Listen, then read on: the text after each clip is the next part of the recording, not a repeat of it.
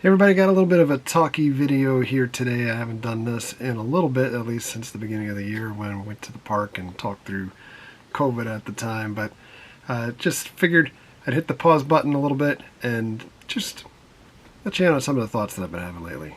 First and foremost, it's a little difficult to avoid talking about what's happening over in Ukraine with Russia, and this is not a political YouTube channel or global events channel, but I do want to say I'm appalled at the events that have transpired and continue to transpire.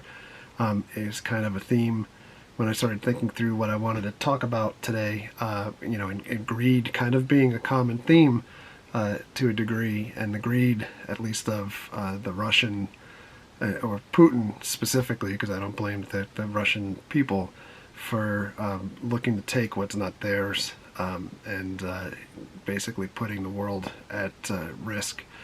I am, I'm sure many folks are scared. I'm just as scared as everyone else as to what happens next, because we know that this likely doesn't end with Ukraine and would continue to keep expanding if Putin was to get his way.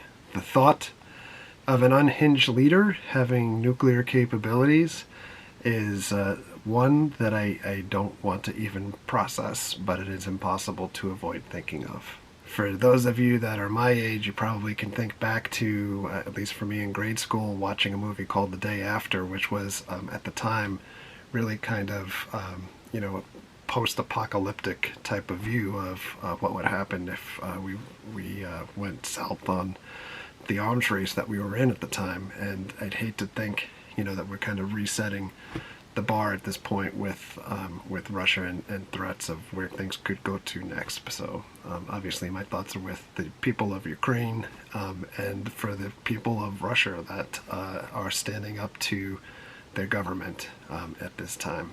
Moving on to other things of greed. This past weekend I was supposed to be at opening day spring training for the Mets, along with the 7 line out in left field with a brand new shirtsy and partying with people that are fans of the Mets, hardcore fans.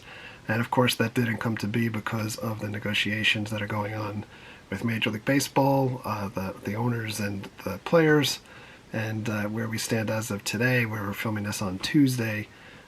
We know that at least the first 2 series of the season, so basically like the first week or 2 weeks of regular season play, is now being X'd off the schedule as well, and it's really disappointing to see both sides. So essentially, I know everyone is quick to blame the owners for not coming to the table quickly, but I mean, it's 2 sides of multimillionaires that are arguing over more money and holding fans in the balance, like myself. We not only were planning to go to spring training opening day this past Sunday, but we had booked a trip to New York for opening day for the Mets as well. So that was something through the winter, through the last couple of months, really looking forward to doing, and not something that we were broadcasting because it was more of a trip for just Mary and myself to be able to get out and enjoy New York and really kind of spend time at the Mets. And for it not to happen is kind of a disappointment. And then to tie out things with greed, the last thing I wanted to talk about is something that it feels like, quite honestly, like everybody on my social feeds, as well as comments on the video, people were asking for a long time, and it especially ramped up over the last week, whether we were going to go check out the Galactic Starcruiser from Disney, otherwise known as the Star Wars Hotel. You may have noticed that I'm a bit of a Star Wars fan. And all kidding aside, we actually have spent a lot of time on this channel expressing and sharing our love for Star Wars. Obviously, you see all the knickknacks behind me, but that's one portion. The house is loaded with Star Wars. And Star Wars has been more than a movie to us. It's really been really kind of a key component of our lifestyle or life over the last 25 years for me, since 1977 and going to see the original movie in the theater with my dad. And Star Wars celebrations that we've been to, as well as Star Wars weekends at Disney is some of the favorite videos. People ask, what are your favorite videos that we've done on the channel? Those are some of our favorite videos that we've done to date. Star Wars weekends obviously never coming back, and I know that's one of the comments that we keep getting and responding to on social media also. People hoping that they would bring Star Wars weekends back, especially now that Galaxy's Edge is built out. And my response is, why would you give something away for free if you were Disney, if you could upcharge? If you remember, before Galaxy's Edge was completed, they had these Star Wars events that were happening at night, and you could pay up to these things for a better spot at the fireworks and limited other things like the ridiculous lightsaber churros and so forth. But you're basically paying an upcharge admission. At the point was like $100+ per event. But why would you give that away for free at the Star Wars weekends type of way? And those weekends were amazing. You had celebrities that were signing for free. You had limited merchandise. You had different events like the 501st parades, Q&A sessions with talent from the movies, etc. And the maker himself even attended. So those were amazing days. What's not amazing now is this Star Wars Galactic Cruiser. In the theme of the day, where I'm talking about greed, where folks asked, are you going to go? When they have originally announced the hotel, we figured this is going to be really expensive. And by really expensive to us, we thought like maybe it'll be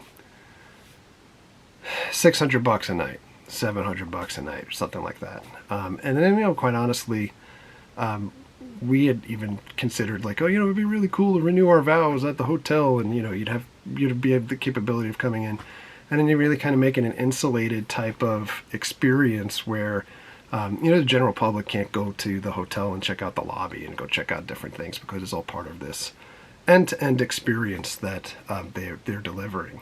And that experience, by the way, is like, we see all these videos that people put out, and I'll get back to folks putting videos and things lately, but the experiences that you're seeing there, whether it's other aliens or the other droid, it's you really and the ability to carry a story throughout your entire stay. That's what was promised during the launch of Star Wars Galaxy's Edge. When they were originally building Star Wars Land, going back years ago, they had polled folks outside the parks asking them, hey, if you like Star Wars, can you answer a couple questions? Like, what land would you typically want to go visit if we were building something, hypothetically? And this is before they announced that they were building anything. And, you could answer Tatooine or Hoth or different places. And it was all in line with the original trilogy. And I don't bag on Disney for building a land that's unique and not one of the places that existed previously. Although I think, hindsight being what it is, maybe it would be better if you had an existing land. It's fun when you go through the extended queue of Star Tours and you're in Endor and you see the Ewok village.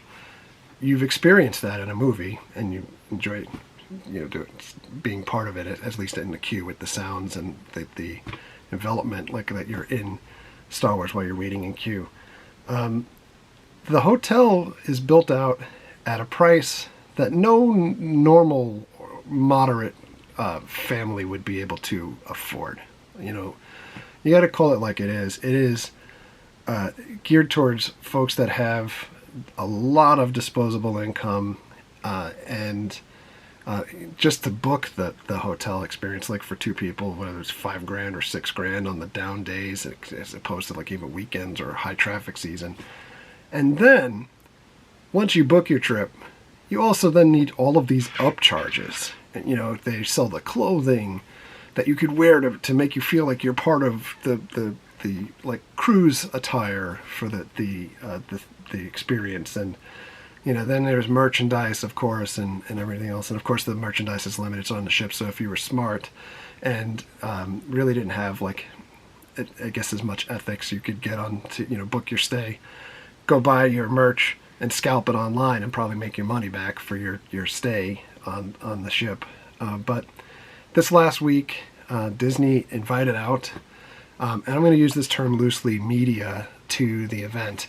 This isn't something that I wanted to be invited to, nor is it something that I would go to. I couldn't see myself paying the cash to go to experience the hotel myself, but I also couldn't see taking what amounts to be a gift when we get into media, there's a big difference between media when you think of, the good old days of someone goes to see a movie, someone goes to a concert, someone provides feedback, like when you have raw feedback on TripAdvisor or Yelp or things where people are providing feedback based off of their actual experiences versus paid for a shill type of advertisement. And we really blurred the line recently between media and influencers. And the folks that are going on these trips, some of them don't disclose what they're paying, what they're getting in return.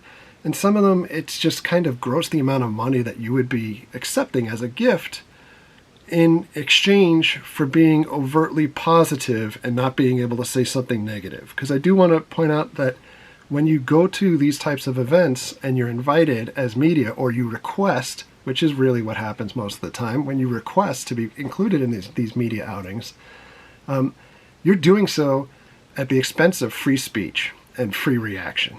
You need to provide a positive feedback or positive experience, otherwise you're not getting invited back, or you feel the pressure of not being able to post your genuine feelings. Most business industries have a cap on a limit of what you can accept as a gift, by way of then not kind of feeling like quid pro quo, that you need to give something in exchange. So I'm giving you $6,000, and in exchange, you're going to tell your followers or your audience that this is the most magical shit you've ever seen. And the folks that go, like if you're in a private industry or a corporation, your limit on gifts is usually like $50 to $100 for a gift. And then you have this stay that's taking place that's like $6,000, and that's not including additional swag, the alcoholic beverages that are not included in the price that that Joe consumer would pay to get on the ship, and it's including your food. You're also having the cream of the crop best presentation of what entertainment might be available and classes and things like that regular consumer is not going to see.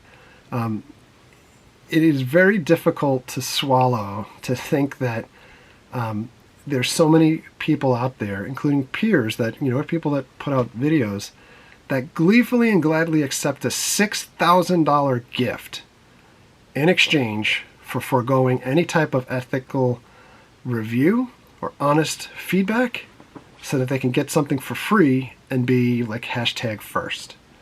That said, if I paid the money to go, I would give an honest review. Am I going to give Disney $6,000 to blow smoke up their ass and say like how awesome something is? I'm sure, it's Star Wars. How could I not love what they're going to do, right? But to a degree, the rooms are very small. It almost feels like I'd go camping for the weekend with the size of the rooms, or kind of like, I guess if you're on a cruise cabin or so forth. But I can't see the value of the expense, but I also am more taken back by the greed of Disney to really fleece the hardcore Star Wars fans that would want to pay that money to go on that trip or to that hotel. It's extremely disappointing. It's not what I thought of when we were at Celebration years ago and the news broke that Disney was buying Star Wars from George Lucas. And quite honestly, that direction of where Disney is at this point with greed and, taking the cash in or promoting things, it's very difficult to promote Disney at all since the pandemic, where things have come back at other parks like Universal, where they brought back entertainment and advanced their parks by opening new rides, etc. And you look at the Disney parks, where I have an annual pass, or at least my annual pass has lapsed at this point. I couldn't renew my pass because I couldn't get into the park, despite the fact that I had the highest tier existing pass with no blackout dates. I couldn't make a reservation, and I'm not driving an hour to get to Disney Springs so I can renew a pass at Disney Springs either. So it's frustrating to be a Disney fan. It's frustrating to be a Star Wars fan. It's frustrating to be putting out videos and sharing thoughts and knowing that others are sharing things based off the fact that it's not a genuine opinion, it's a paid advertisement. And that's what it is. So I am going to wrap things up here with Thoughts of the Day by saying one really cool thing. Actually, two cool things. I wear this hat all the time. Wear these hats from Black Clover. You can see my dome here. But, you know, it's basically Black Clover. People ask me all the time, do they think this is Notre Dame and all that good stuff. I don't get sponsored by this company, but I have a ton of hats by them. They're the most comfortable hats that you could potentially buy. But this wasn't about hats. I did want to talk about one more thing that was really super cool to me, and I figured I'd end on a positive note. I'm on life number 4, according to Jim Ballant, the folks from Tarot, Witch of the Black Rose. They've killed me multiple times in their comic, and the most recent comic that's on store shelves now, this is not a paid advertisement, this is me talking up my friends, from Broadsword Comics, February issue 132. Got this guy. Here I am again. Here I am again. Look at that. Better lighting. That's your boy. I'm fishing. Although, I'm going to tell you the inside baseball here. I was holding a broomstick for these pictures. And every one of these pictures that's in the comics that Jim draws, for me at least, and the other models, the mermaids, are all living people that have been incorporated into their comics. These are pictures. These are photos. Like, these are photos that Mary took of me out in my driveway, much to my neighbor's chagrin, where they were asking, like, what's happening. Because you get to some of these pictures, like this one. Let's see how well this shows up here. I don't want to give the whole comic away, but bottom, holding my leg in agony, and then this picture, which is equally amazing. I'm literally holding, or I'm not holding, I'm wearing my Jordans in this picture, or a pair of Jordans. So you see all the detail that's included. But most important for this story is the fact that there it is. I am, I need to hide my face. I get a little flesh wound to the head. It's me. I'm dead again. And by the way, the person killing me here, hopefully see in this picture, that is Marina, our friend that we made last year while we were at the mermaid show down in South Florida, Hotel B. Real life mermaid, as well as other mermaids that are in this issue as well. Let's see if we can find a shot here. I don't know what a group of mermaids is called. But, yeah, I'm dead again. I'm beyond flattered and continually shocked that not only do I have incredibly talented friends, but they include me in their work and in their artwork, stories. I'm trying to find, there's a couple of other pastimes that I aided as well. So here's a prior time.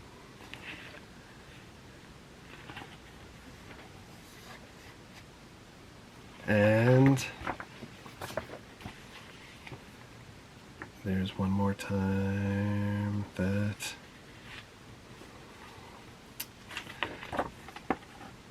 I'm about to get it in this issue as well.